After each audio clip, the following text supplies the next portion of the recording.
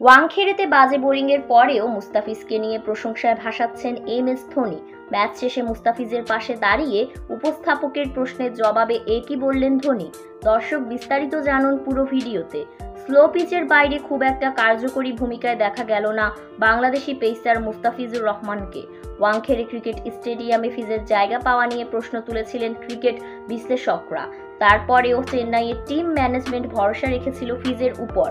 তিনি যে সেটার প্রতিদান খুব ভালো করে ফিরিয়ে দিয়েছেন তা অবশ্য বলা চলে না। 4 ওভারে 1 উইকেট নিলেও দিয়েছেন 55 রান। তারপরেও মুস্তাফিজের পাশে দাঁড়ালেন ধোনি। তিনি বলেন, স্লো উইকেটে মুস্তাফিজ ভালো বোলিং করে তা আমার ভালো করেই জানি। এদিন মুস্তাফিজ পিচের কন্ডিশনের সাথে নিজেকে মানিয়ে নিতে পারেনি, তবে শেষ দিকে মুস্তাফিজ অসাধারণ কেস নিয়ে আমাদের ম্যাচ জিততে সহায়তা করেছে। তাই তো মুস্তাফিজের প্রতি আমাদের শেষ ভরসাটা আছে। আশা করি সে পরের ম্যাচে গুড কামব্যাক করবে। তার জন্য শুভকামনা।